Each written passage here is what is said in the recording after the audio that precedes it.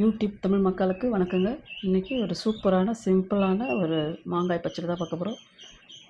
இதுக்கு ஒரு 1/2 கிலோ மாங்காய், ஒரு வெங்காயம், தாளிப்புக்கு 2 ஸ்பூன் அளவுக்கு உளுந்து பருப்பு, அடுத்தது ஒரு 1/2 ஸ்பூன் அளவுக்கு கடுகு, மண்டை வெல்லம். அது பார்த்திங்கன்னா ஒரு 100 கிராம் அளவுக்கு அது பொடி பண்ணி எடுத்து வச்சுக்கோங்க.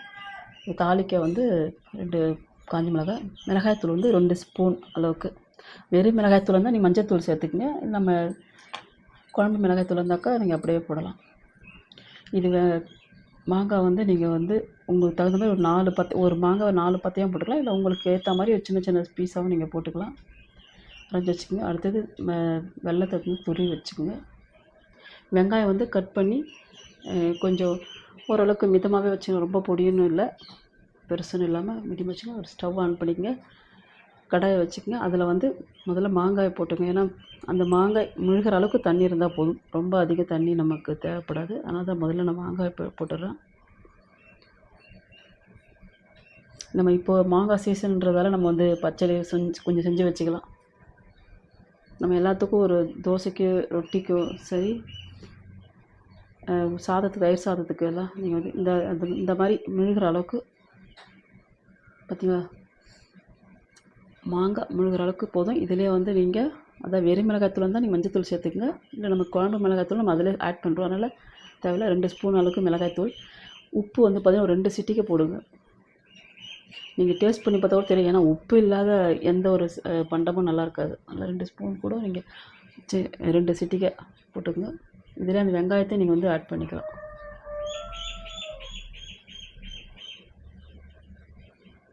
துருவி வச்சுட்டு இல்லைங்களா வெல்லம், நம்ம காய் செய்கிற கத்தியில் கூட நம்ம அழகாக இப்படி செதுக்குனாலே அழகாக வந்துடும்.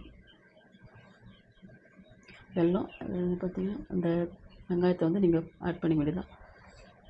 இதுவே நல்லா கொதி வரும்போது நல்லா கமன்னு ஒரு வாசம் சூப்பராக வரும் பாருங்கள். ஏன்னா இந்த பச்சடி பொறுத்தவரை ஒவ்வொருத்தரும் ஒரு விதம் பண்ணுவாங்க. ஏன்னா நம்ம சிம்பிளாக இது மாதிரி பண்ணும்போதே சூப்பராக இருக்குது. இவ்வளோதாங்க. அது நல்லா கொஞ்சம் மாங்காய் வெந்த பதத்துக்கு வந்தால் போதும். அந்த டைமில் நம்ம வெல்லம் ஆட் பண்ணிக்கலாம். இங்கே பாருங்கள், இந்த நம்ம டீஸ்பூனில் குத்தினாலே தெரியும் அது உள்ளே இறங்குது இல்லைங்களா. அந்த மாதிரி நமக்கு உள் வாங்கினாலே நமக்கு வெந்துருச்சு. இதான் பதம். இப்போ நம்ம பொடித்த வெல்லத்தை அதில் போட்டுடலாம்.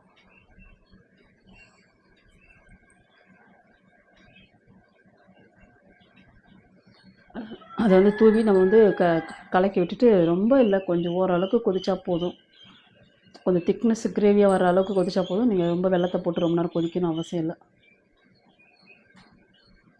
ஏன்னா இந்த மாதிரி செஞ்சால் எனக்கு மாங்காய் பச்சடினாலே பிடிக்காது. ஏன்னா இது சிம்பிளாக இந்த மெத்தடில் பண்ணும்போது நல்லாயிருக்கு. எங்கள் அம்மாலாம் பார்த்திங்கன்னா வெறும் மாங்காயில் வெல்லத்தை போட்டு கொதிக்க வச்சு செய்வாங்க. எனக்கு அது என்னமோ அந்த டேஸ்ட். ஏன்னா இந்த டேஸ்ட்டு கொஞ்சம் நல்லா தான் இருக்குங்க. நீங்கள் ட்ரை பண்ணி பாருங்கள். இப்போ தாளிப்பு கடை வச்சுக்கோங்க. எண்ணெயை ஊற்றிங்க. கடுகு நான் இந்த வீடியோ பிடிக்கிற டைமில் வீடியோ ஆன் பண்ணுறேன்னா ஆஃப் பண்ணுறேன்னா தெரிய மாட்டேங்குது. கடுகு பாதி செதறிச்சு. ஏன்னா வீடியோ பிடிக்கும்போது நமக்கு கடுகு பாத்திரத்தில் தான் உழுதான்னு தெரியல. கடுகு போட்டாச்சு. நீங்கள் அதில் உளுந்து போட்டிருக்கீங்கன்னா அது கொஞ்சம் செவந்து வரட்டும்னு நீங்கள் மிளகாயை அதில் போட்டு கிள்ளி வச்சுக்கோங்க. மிளகாயை கிள்ளி வச்சு தாளித்து அதில் ஊற்றிக்க வேண்டிய நம்ம ஆட் பண்ண வேண்டியது தான். வெரி சிம்பிளுங்க. சூப்பராக சீக்கிரமாக பண்ணி முடிச்சிடலாம். ஒரு டிஃப்ரெண்ட்டான ஒரு டேஸ்ட்டாகவும் நல்லா ஒரு கம்ம வாசமும் இருக்கும். சூப்பராக.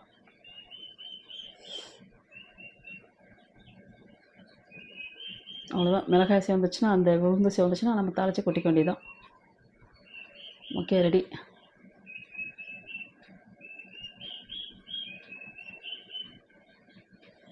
சூப்பரான ஒரு சிம்பிள் பச்சடி.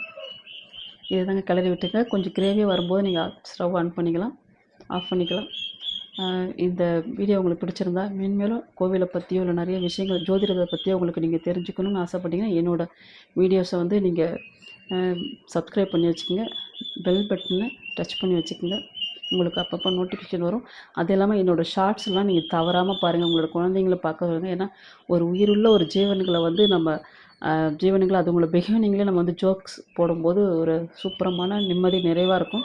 ஏன்னா இது சம்மந்தம் இல்லாத ஷார்ட்ஸ் தான் நான் போடுவேன். ஏன்னா மனுஷங்க ஒரு சிரித்தாலே நமக்கு சந்தோஷங்கள் நமக்கு வரும். இல்லைங்களா. அதுக்காக தான், சிரிப்புக்காக மட்டுமே தான் அந்த ஜீவராசிகளை பிடிச்சி நான் படம் பிடிச்சி ஷார்ட்டாக போட்டிருப்பேன். பாருங்கள், அதேமாரி அடுத்த வீடியோ டிஃப்ரெண்ட்டான ஒரு டிஷ்ஷோடு பார்க்கலாம். நன்றி.